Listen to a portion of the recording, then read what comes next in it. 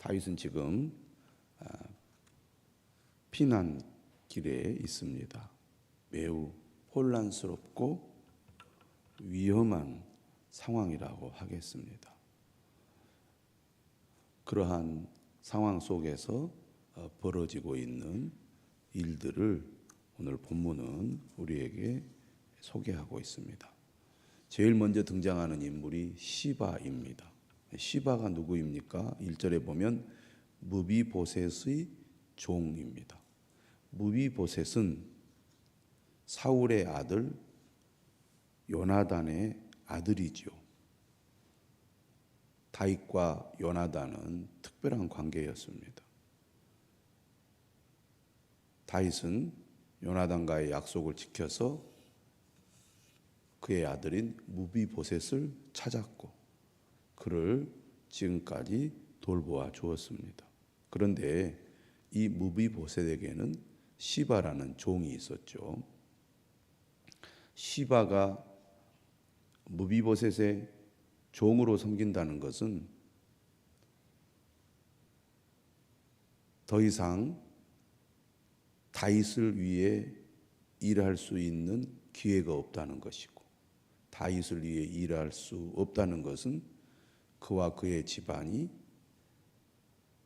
더 높이 성공할 수 있는 기회가 없다는 것과 같습니다. 그런데 지금 다윗이 큰 위기를 맞이했습니다. 다윗의 은혜를 입어서 무비보셋의 종이 되어 그의 재산을 관리하는 일을 해왔기 때문에 지금이야말로 다윗으로부터 그가 인정을 받을 뿐만 아니라 다윗을 위해 일할 수 있는 기회를 얻을 수 있는 때라고 판단을 한 거죠. 그래서 1절에 보니까 두 나귀에 떡 200개와 건포도 100송이와 여름 과일 100개와 포도주 한 가죽 부대를 싣고 다윗을 맞이합니다. 다윗의 환심을 얻기 위해서죠. 어떤 면에서는 이미 모든 것을 잃고 도피하는 다윗을 돕는 것이 더 위험할 것 같은데 시바는 그렇게 보지 않았던 것 같습니다. 오히려 지금이야말로 다윗의 마음을 얻을 수 있는 기회라고 여겼고, 시바의 마음 속에는 다윗은 다시 복귀할 수 있을 것이다, 이렇게 기대를 했는지 모릅니다. 그런데 다윗이 어떻게 반응합니까? 2절에 네가 무슨 뜻으로 이것을 가져왔느냐, 그 의도를 묻고 있죠. 그러자 시바는 말합니다. 나귀는 왕의 가족들이 타게 하고 떡과 과일은 청년들이 먹게 하고 포도주는 들에서 피곤한 자들에게 마시게 하려 함이니이다. 지금 쫓기는 신세에 이런 호의를 받는다는 것은 엄청난 위로와 힘이 되었을 것입니다. 왕이 묻죠. 네 주인의 아들이 어디 있느냐. 무비보셋의 행방을 묻는 겁니다. 지금 다윗이 피난할 때 다윗을 적극적으로 추종하는 사람들은 다윗과 함께 있습니다. 그러니 어떻게 보면 무비보셋도 지금 다윗의 피난 행렬에 동참을 해야 맞는 거죠. 하지만 무비보셋은 다리를 절어서 행동이 쉽지 않은 사람 아닙니까? 그런데 지금 시바와 함께 있지 않고 시바 혼자 있기 때문에 다윗이 묻는 거죠. 그러니까 시바가 뭐라고 얘기하느냐면 그는 예루살렘에 있습니다. 그런데 그가 그런 얘기를 했습니다. 이스라엘 족속이 오늘 내 아버지의 나라를 내게 돌리리라. 다윗이 물러갔으니 사울의 후손이 다시 왕권을 차지할 것이다. 그런 주장이죠. 무비보셋이 그렇게 얘기했다는 겁니다. 그렇게 얘기했을 리가 없겠죠. 19장에 그 진실이 나옵니다. 그런데 지금 매우 혼란스러운 상황이잖아요. 그런 상황에서 무엇이 옳고 그른지를 냉철하게 판단하기는 쉽지 않았을 겁니다.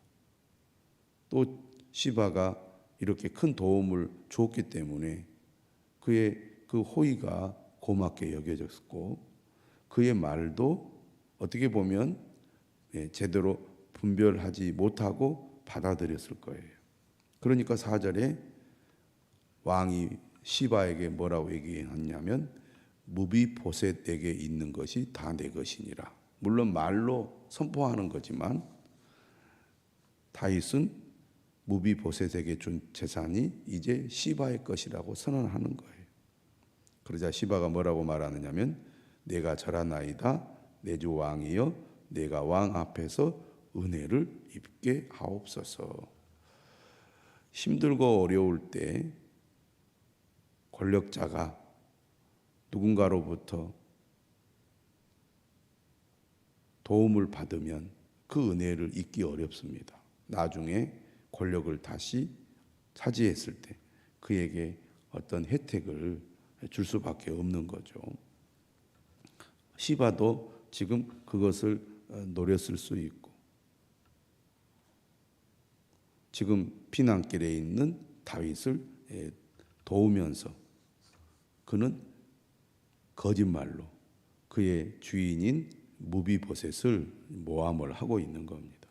혼란스러운 상황에서 선을 베푸는 척하면서 누군가를 거짓으로 모함하는 일도 일어나는 겁니다.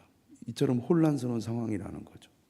자, 두 번째 등장하는 인물이 누굽니까? 시므이입니다. 5절에 보면 이 사람은 누구냐면 사울의 친족 가운데 한 사람이에요.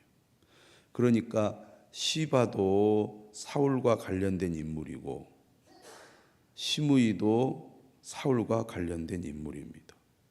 사울의 왕족이 몰락하고 다윗이 새로운 왕이 되었잖아요. 그러니까 이 오랜 시간 동안 다윗이 통치를 하고 있었음에도 불구하고 사울과 관련된 인물들은 다윗에 대한 불만을 가지고 있었다는 겁니다. 그런데 다윗이 왕으로 있을 때는 그런 소리를 내지 못했겠죠. 그런데 다윗이 몰락하니까 다윗에 대한 불만이나 다윗에 대한 반대가 이제 노골적으로 드러나는 겁니다. 대통령에 올랐을 때는 아무 소리를 못하다가 대통령이 이제 권좌에서 물러나면 흠집을 내고 비난하는 일들이 또 그런 사람들이 생기지 않습니까? 지금 다윗 왕에 대해서 시므이도 그렇게 다윗을 공격을 합니다. 5절에 보니까 피난가는 다윗을 향하여 계속 저주를 해요. 그뿐만이 아닙니다. 이 시므이라는 사람은 참 지독한 사람이죠. 다윗과 신하들을 향하여 돌을 던집니다. 이때 피난길에 동행하는 사람들이 꽤 많았는데도 시므이는 저 몰락하여 도망가는 다윗을 향하여 저주를 중단하지 않습니다. 7절에도 보면 피를 흘린 자여 사악한 자여 가거라 가거라. 사울의 왕조가 몰락한 것은 다윗의 책임이라는 거죠. 사실은 그렇지 않은데 시므이는 왜 우리 집안이 망했느냐? 왕족인데 계속 왕위를 이어가야 했는데 왜 이렇게 몰락했느냐? 다윗이 그렇게 한 거다. 그런 얘기입니다. 그러면서 저주를 하는 거죠. 8절에도 뭐라고 말하냐면 사울의 족속의 모든 피를 여호와께서 네게로 돌리셨도다. 그를 이어서 네가 왕이 되었으나 여호와께서 나라를 네 아들 압살롬의 손에 넘기셨도다. 이 시므이는 뭐라고 다윗을 저주하냐면 이 모든 일을 하나님이 하신 거다. 하나님이 너에게 벌을 내려서 네가 이처럼 나라를 압살롬의 손에 빼앗긴 거다. 네가 화를 자초한 거다. 네가 죗값을 치르는 거다라고 비난을 하는 겁니다. 그러니까 아비새, 요압의 동생이죠. 스루야의 아들 아비새가 이 죽은 개가 어찌 내 주왕을 저주하리이까. 청하건대 내가 건너가서 그의 머리를 베게 하소. 죽여버리겠다는 겁니다. 그러니까 그러지 말아라. 그가 뭐라고 얘기합니까? 다윗이 그가 저주하는 것은 하나님께서 그에게 다윗을 저주하라고 하신 거다. 그러니까 다윗은 지금 자신이 당하는 이 모든 일은 하나님이 내리신 벌이라고. 심지어 시므이의 저주도 하나님이 그렇게 시킨 것이라고. 하나님이 자신을 향하여 그렇게 저주하는 것으로 받아들이고 있습니다. 그러면서 11절에 뭐라고 얘기하느냐면 내 몸에서 난 아들도 내 생명을 해하려 하거든. 하물며 이 벤야민 사람이라. 여호와께서 그에게 명령하신 것이니 그가 저주하게 버려두라. 어떻게 보면 자신의 이 처지를 볼 때 얼마나 비참합니까? 자신의 아들에게 버림받았는데 남이야 더욱 그렇게 하지 않겠느냐. 성공하는 사람은 칭송을 받지만 실패하는 사람은 온갖 비난을 받잖아요. 특히 권력은 더 그런 것 같아요. 권력의 중심에서 권력을 차지하는 자는 승리자가 되고 권력을 잃어버린 자는 패배자가 되는 겁니다. 지금도 그러잖아요. 권력을 차지하면 다 덮어주지만 권력을 빼앗기면 없는 죄도 있는 것처럼 만들어서 온갖 모욕을 다 줍니다. 그만큼 인간의 본성이 악하고 권력은 인간의 본성이 가장 잘 드러나는 지점이기 때문이죠. 그러니까 다윗은 그렇게 참 비참한 심정으로 피난길을 가고 있습니다. 시므이라는 사울의 이 집안 사람이 온갖 모욕적인 말을 함에도 불구하고 내가 이렇게 실패한 자고 망한 자가 이런 말 들어도 싸다라고 생각을 합니다. 하나님께서 나에게 이렇게 벌을 내리셨다라고 그가 받아들이고 내버려 두라고 해요. 그렇게 그가 온갖 모욕을 당함으로써 다윗은 무엇을 지금 바라고 있느냐면 하나님께서 나를 불쌍히 여겨주기를 그가 바라고 있습니다. 그게 12절이죠. 혹시 여호와께서 나의 원통함을 감찰하시리니 오늘 그 저주 때문에 여호와께서 선으로 내게 갚아주시리라. 다윗은 지금 억울하게 비난을 받고 있습니다. 그것을 그는 감내하고 있어요. 그것을 인간적으로 보복하지 않고 정말 자신이 고스란히 받아들이고 있는데 그러한 다윗을 하나님이 불쌍히 여기고 다윗의 원통함을 갚아주지 않겠느냐, 않으시겠느냐라는 바람을 다윗이 가지고 있는 거죠. 그러니까 다윗은 철저히 하나님께서 자신에게 역사하도록 자신 스스로 심판하지 않고 하나님이 심판하도록 하나님께 맡기고 있습니다. 억울하죠. 예전 같으면 절대 그러지 못할 사람들이 내가 이렇게 망해서 쫓겨가고 있으니까 이렇게 온갖 모욕을 주는구나 그런 생각을 하지 않았겠습니까? 13절에도 보면은 시므이는 얼마나 지독한지 산비탈로 따라가면서 저주하고 그를 향하여 돌을 던지며 먼지를 날리더라. 앙심을 품고 악한 마음을 가진 사람들은 끝까지 물고 늘어져서 사람을 괴롭히지 않습니까? 그렇게 하지 말라고 해도 무슨 심정인지 지독한 사람들 많지 않아요? 지금 시므이가 그런 행동을 하고 있습니다. 우리가 살다 보면 이렇게 사람들 때문에 온갖 모욕을 당하고 시달리는 경험을 할 때도 있지 않습니까? 다윗이 그런 경험을 하는 거예요. 참 얼마나 비참하겠습니까? 한 나라의 왕, 그것도 뭐 그냥 힘없는 왕이 아니라 강력한 힘을 가진 왕이었잖아요. 그리고 수많은 백성들의 절대적인 지지를 받았던 왕입니다. 그런데 이렇게 왕자에서 쫓겨나서 도망 다니니까 이렇게 비난을 당하고 있으니, 그런데 이런 과정에서 하나님의 간섭과 섭리가 있다는 것이죠. 지금 겉으로 볼 때는 다윗은 정말 망해가고 있습니다. 그런데 반대로 압살롬은 지금 계속 이제 더 잘 되고 있는 거죠.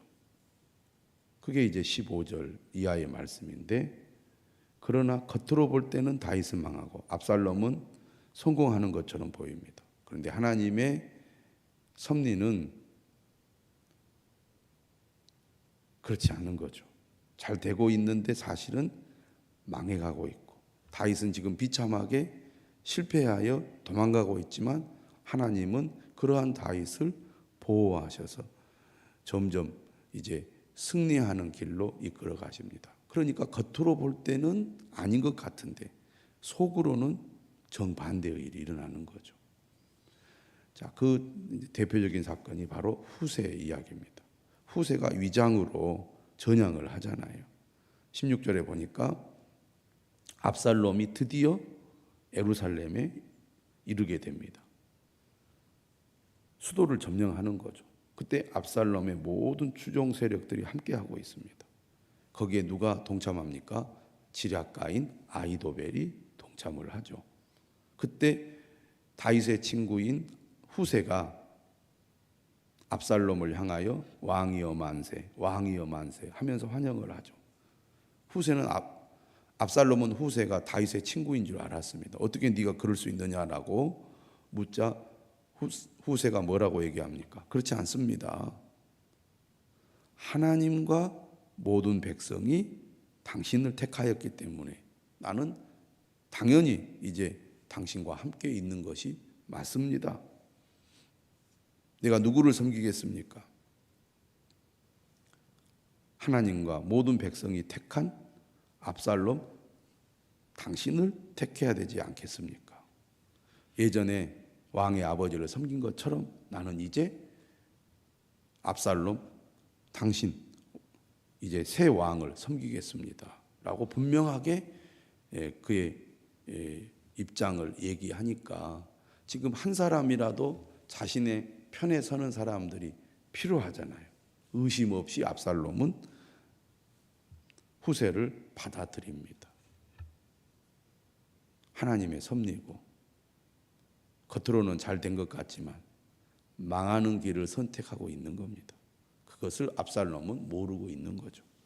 자, 이때 압살롬이 아히도벨에게 묻습니다. 우리가 행할 계략을 말하라고. 그러자 아히도벨이 도발적인 제안을 합니다. 왕의 아버지가 남겨두어 왕궁을 지키게 한 후궁들과 더불어 동침하소서. 이건 범죄지만 필요한 조치라고 할 수 있습니다. 왜냐하면 이것은 어떤 의미가 있느냐면 이제 다윗의 모든 재산과 왕권을 그의 아들인 압살롬이 차지했다는 의미를 갖거든요. 그래서 대외에 이제 이 나라의 왕은, 이 나라의 주인은 압살롬이라는 것을 알리는 행위입니다. 뿐만 아니라 내부적으로 결속을 다지는 행위가 돼요. 뭐라고 얘기합니까? 그렇게 하면 왕께서 왕의 아버지가 미워하는 바 됨을 온 이스라엘이 들으리니. 이러한 행위는 이제 다윗과 압살롬이 완전히 이제 강을 건넌 것과 같다는 것. 더 이상 다시는 화해할 수 없는 이제 지경에까지 이르게 된 거라는 거죠. 완전히 갈라져 버린다는 겁니다. 그것은 무엇을 말하느냐? 지금 사람들 마음속에는 지금 압살롬이 대세이기 때문에 압살롬을 추정하지만 언제든지 다윗에게로 돌아갈 가능성이 있다는 얘기죠. 그런데 압살롬이 이러한 행동을 함으로써 이제는 더 이상 다윗에게 돌아갈 수 없게 해버리는 거거든요. 그러니까 압살롬을 위해서 그들이 이제는 죽을 힘을 다하여 압살롬을 도와야 하는 이제 처지가 된 거라는 거죠. 그 얘기를 하는 거예요. 그래서 뭐라고 표현합니까? 왕과 함께 있는 모든 사람의 힘이 더욱 강하여지리라. 내부적으로 압살롬의 사람들을 더 결속시키는 그런 전략인 거죠. 그러니까 이 아히도벨이 얼마나 머리가 좋은 사람입니까? 악행을 통하여 오히려 대외적으로나 대내적으로 압살롬을 더 견고하게 만드는 겁니다. 그래서 압살롬은 옥상에 장막을 치고 온 이스라엘 무리의 눈앞에서 그 아버지의 후궁들과 더불어 동침하죠. 그것은 사무엘하 12장 11절 12절에 나오는 나단의 애언을 성취한 사건이기도 하죠. 하나님께서 다윗에게 그런 벌을 내릴 거라고 미리 말씀하셨잖아요. 그 일이 이루어진 것입니다. 이처럼 이 아히도벨이 베푸는 계략은 탁월한 계략이고 압살롬이 완전히 다윗을 무너뜨리고 승리를 이루기 위한 탁월한 방법이라는 겁니다. 그런데 그 방법이 악한 방법이잖아요. 하나님의 뜻은 아닌 거죠. 그런데 지금 오늘까지의 본문을 보면 압살롬은 완전히 승리를 굳혀가고 있습니다. 다윗은 비참한 상태로 지금 도망을 가고 있습니다. 겉으로 드러난 분위기는 다윗은 망하고 압살롬은 성공한 모양새죠. 그러나 그것은 겉으로 드러난 것뿐입니다. 물 밑에서는 하나님의 간섭이 있습니다. 이 상황이 역전될 것을 우리는 말씀을 통해서 예측을 하게 되는 거죠. 지금 잘 되고 있지만 하나님이 함께하지 않는 압살롬은 자신도 모르는 사이에 망하는 길로 가고 있는 거죠. 우리는 겉으로 드러난 것만 보고 기뻐하거나 또 좋아해서는 안 될 것입니다. 하나님이 함께하고 하나님이 역사해야 그 일이 잘 되는 거지, 잘 되는 것처럼 보여도 하나님의 뜻과는 반대의 길로 간다면 결코 그것은 진정한 성공의 길, 승리의 길이 될 수 없을 것입니다. 오늘 말씀을 통해서 혼란스러운 상황에서 다윗은 매우 힘든 피난의 여정을 가고 있지만 그 가운데 하나님이 함께하고 있기 때문에 다윗의 길은 결코 망하는 길이 되지 않을 것입니다. 오늘 우리도 지금 현재의 삶이 힘들고 어려워도 하나님이 함께 하신다면 소망이 있습니다. 하나님을 의지하는 저와 여러분들이 되시기를 주님의 이름으로 축원합니다.